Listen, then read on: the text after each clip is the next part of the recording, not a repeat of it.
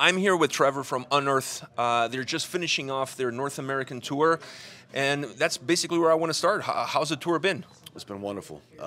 Great package of bands.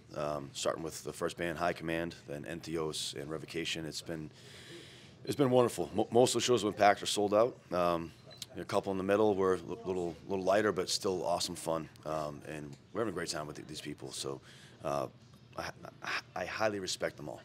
Last time I saw you in Toronto, you were here with High Command and the Halo Effect. Right. So do the guys from High Command have some naked photos of you or something like that? Are they like, you know, blackmailing you so that they can be on every single bill that you guys are on? Not yet, not yet. No naked photos yet. No, they're from Massachusetts, so we're from the same state. But we were super impressed with them. We only did 5 or 6 shows with them in the spring, and we were just like, man, we want to do a real tour with you guys, you know, more than 5 or 6 shows, and they were at the top of our list for a band to take out when it was time for us to headline. So you guys have a new album out. You're playing some of those songs on this tour. How's the reaction of the fans been to those songs compared to some of the older tracks? It's chaos, man. It's they're going over better than some of our most recent records with, you know, compared to new material. And so we open with a new one. We open with Dawn of the Militant, and the pit starts going right away. And it's going over very well every night. And people are asking on our social media, they're writing us messages, they're asking for certain songs that we're not playing yet. But we have 4 rehearsed to play live, and we're gonna have to learn some more. That's a great sign. That's a great sign. When you guys were putting the record together, because you guys are a live band at the end of the day, when you're putting an album together, do you think about the live setting in terms of how those songs have to translate from the record to that specific environment? It's part of our thought process for sure, is that we want to write songs that we can play live. I want to have the intention with this record, and as well as the last one, was we want every song to be able to be played live and to translate. Whereas the record before that, Watch as a Rule, it was a different statement. We wanted to be as progressive and technical as we were capable of at the time. And not every song we do as well with live. I'm sure if we rehearsed 1,000 times we could. But for the most part, we're a live band. There's no tracks. Our current lineup, we do not use any click. Everything's live. So there's no in-ears, nothing. We're just a live band. And we take great pride in that. There's not you know, talking poorly about bands who use any of those tools, but for us, we enjoy that live vibe. We feel like that if you have that live vibe, you can feel something with the audience a bit more. It's less stale or less going through the motions. It's every night is different and it's unique. So it's we're all human, and so sometimes there might be a flub or something. It doesn't matter. It's part of the gig. So no chances of MacBook going lost and the whole gig having to get canceled? So that's one of the reasons why we don't do it. It's because we toured with bands before that are heavily dependent on it, and they'll have to pause their show mid-show for 30 minutes until they get their MacBook up and running again. It's like, well, what do you mean? You can't play the songs? You need this computer to play, like, so again, it feels like I'm talking crap. I'm not. I understand that there's a lot of different music that uses these elements. For our style of music, you know, exactly, we just prefer the live vibe. I've seen you guys live in Toronto twice. This is going to be my 3rd time tonight. I've seen you guys at the Hard Luck. I saw you guys with the Halo Effect. One thing that was common about both experiences is that you guys completely brought the house down both times. I mean, the energy was insane. How much of that is also part of your own personality, that you use that stage moment to kind of just release? It's all of us. That's our intention, is that we celebrate that we're a live band. We grew up listening to the heaviest of the metal bands and the heaviest of the hardcore bands, and those bands brought it, you know, and those are what we strive to do. That's why we do it. It's so much fun. Like last night, we had some chaos. The fan brought the water pipe down and it stopped the show.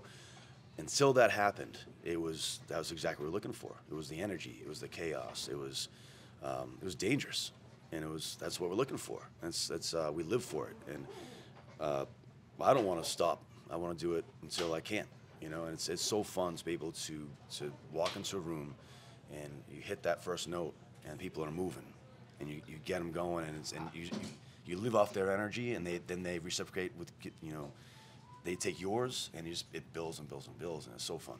I'll tell you this: when you guys played with the Halo Effect, I was asking around, like, so who are you here to see? That kind of stuff, right?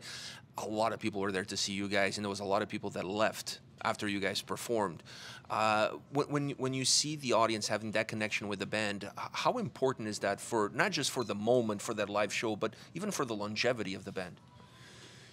If people are there and make you feel good about what you're doing, then it keeps the vibe in the band camp, between band and crew, positive. And when things aren't good, we're all emotional beings. When things aren't good, then you start to, get a bit down. And we're lucky enough that we've had a very supportive fan base for 25 plus years now, and they keep coming. And yeah, there's been ups and downs in our career, and sometimes you get a little bit down, but I think just our passion for what we're doing is keeping us out there, and there's enough reward versus any of the bad experiences that keeps us motivated to just continue to try to be the biggest, aggressive metal band that's out there. And there's so many good metal bands out there, and I view it all as friendly competition, and we're just trying to be the best one. And when you're in between tours, not working on a record, do you guys look ahead? Do you guys have like a little bit of a vision of not necessarily where you want to take the band, but where you want the band to be at the next pit stop, at the next bus stop? Like, this is where we want to be. This is where we need to be. It's tough to do that when you don't have it. Yes, we have visions of that, but when we don't get the opportunities. So we're in a position where it's 25 plus years in, and the majority of our touring is headlining. And so we are depending on our fan base to come and support us. We're not getting a lot of support tour offers, like the Halo Effect thing. There's only 5 shows, whatever. We haven't done a support tour on this record, and it's been out for 6+ months. But that's fine. Bands like Cannibal Corpse and Obituary and Exodus for many years in Testament would always headline, always, and they kept their career going. And it's not me complaining. I understand this is the industry. So if you're a hot act, you're a young act, and you're going to get certain tours. If you become a legacy band, then you kind of have to fight in the club scene forever. And this is our home. We love the clubs. This is where we do best. But always looking for the next opportunity. Always looking for that big tour. And hopefully one's coming. But if not, we're gonna slug it out in this scene forever. But I feel like those guys are missing the boat on not having you guys on board, because seeing what I've seen from you guys every time you come here and you play, sold out shows, packed houses, the energy is like through the roof. Don't you feel like you've done enough to prove that you're a hot commodity?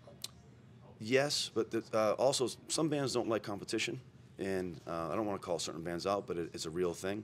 So some bands they won't strike their drum kit, or they'll try to squash your show if they take you out. And sometimes some bands don't want to bring out an experienced band that can clearly bring energy. They're looking for the young band that might bring some hype, a couple of younger fans, and it's been happening since early times, and it's not just us. I saw an interview with Tom Araya talking shit on Metallica years ago, because Metallica just wouldn't take out Slayer, and he said out loud, like, I think they might be afraid to take us out, and like, for good reason. Slayer's one of the best aggressive metal bands of all time, and I can see why Metallica wouldn't want their competition. And I think that I'm not trying to compare us to Slayer. I'm just trying to give an example that there's an equal thing there, where some bands might not want to take out bands that might upstage them, and so that's a reality too. 25 years touring, being on the road, playing shows, like you said, you guys are road dogs. It's probably not getting any easier, but where do you see the future of the industry as far as touring is concerned, with all the crap that's been going on, merch cuts, like everything? Music will survive. I just hope that there's not too many corporate entities that try to get their hands in the mix of the underground, because small venues don't need that. Sure, the big venues can, there's so much money to go around, but small venues don't need corporate entities interfering with small promoters and small venues and bars, because it just ruins it. I'm sure in their business plan it makes sense for them, but it doesn't make sense for underground music. Not all music can be corporate, pop music. You need to have venues that can survive on their own, 300, 400, 500 cap rooms with independent promoters. You don't need corporate entities at every room. I understand that corporate entities need to be there for bigger rooms, but not the smaller ones. So I hope that stuff usually figures itself out. I see it leaning in the wrong direction currently, but I'm hoping that it corrects itself in the future. As far as us, I mean, I'm in my mid-40s. I feel like I'm in my mid-20s. I don't want to stop. I don't feel like I need to stop. I feel like I'm getting better every year. I feel that my bandmates are in the same position. We've made health adjustments on tour. Our diets change, our exercise regimens change. And you see that with bands that have longevities, that if they want to continue, then they make certain alterations to their life and their health, and it makes them better performers and gives them more longevity, and we're on that tip right now. Did you guys ever thought about like bottling your sweat and selling it as an energy drink? Because I mean, I'm sure that's what you would get if a bottle of sweat came out on the market. Like you guys are like sweating out Red Bull. I don't drink that shit, man. No, nothing at the company, but I don't drink energy drinks. No, we just one thing we've done is that a bunch of us have switched to at least on tour a vegetarian diet, and that never worked for me when I was younger, but in mid-40s, something about it has bumped up my energy level. It's 10 to 20 to 30 times higher. And I tried this tour. I started the tour with a regular diet, and I was out of gas. I was tired. So about a weekend, I switched, and it's night and day. And my voice is better. My energy's higher. And I think maybe just the human body changes over time. And it's also better for the environment, which is what I'm saying in my lyrics too. So I do feel the need to make this commitment long term, but it's made a difference on tour. And I would encourage any musician that wants to do it for real for a long time, then maybe consider eating less meat, because meat takes so much energy to digest. And ever have a big burger or some ribs? What do you want to do next? You want to take a nap? You can't do that on tour. We're fighting for meals. Like I was late today for these interviews because I had to fight to get a meal because the day is so busy, and I went all vegetarian. I feel alive. I feel great. If I had ribs or a burger, I'd be in the van taking a nap right now, or the dressing room taking a nap. So it's a change we've made intentionally, and it's making a difference. The tour is coming to an end. You're going to have some time to unwind. Is it difficult for you to change that microchip from the road dog to the guy who sits at home, maybe play some video games? A couple of days, but I'm not awarded a lot of time, and that's fine because I have 2 kids. My son is 5, daughter's 10.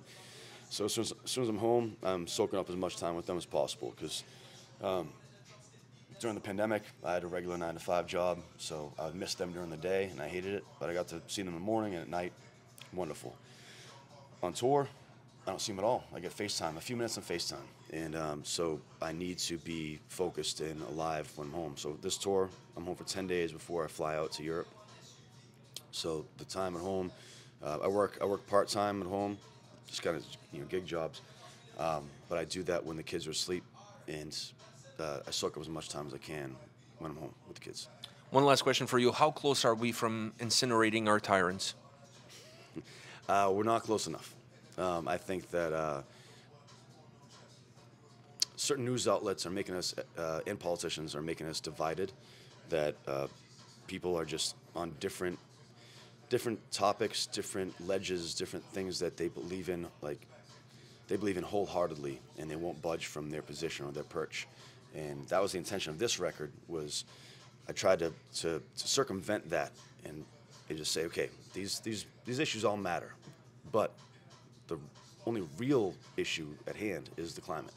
Because if the Earth does start to continue, shouldn't start, if the Earth continues to get worse, if our environment continues to make it harder for us to live, then all of our differences that we nitpick so much and dislike each other for will not matter, because we're going to be in full-blown chaos. We'll have food shortage, water shortage, crisis from storms, migrant displacement. People are going to be forced to move. There's going to be borders shutting. And it's going to cause, a hell on earth that it's going to come unless we change something very drastically, very quickly. And so these political differences or these social differences aren't going to matter. Trevor, man, thank you very much for your time. I really appreciate it. If you guys have a chance to catch these guys on the road, don't miss it. The energy level is through the roof. Bring some dancing shoes. You're gonna need it. Maybe a change of clothing is not a bad idea either, because it's gonna get sweaty. So or go. Pipe will break. It happened almost at the hard luck. People were holding on to the sprinkler system. I didn't think that shit was going to hold. So go see these guys. Pipes there, huh? Yeah, maybe the what do you call it? The way they were put together was a little bit with that Gorilla Glue or something like that. So that's why it didn't break. Extra brace or something. Yeah, something along those lines. So go check these guys out. Great band, a lot of energy, a lot of fun. Thank you very much for your time. Thank you very much. Appreciate you.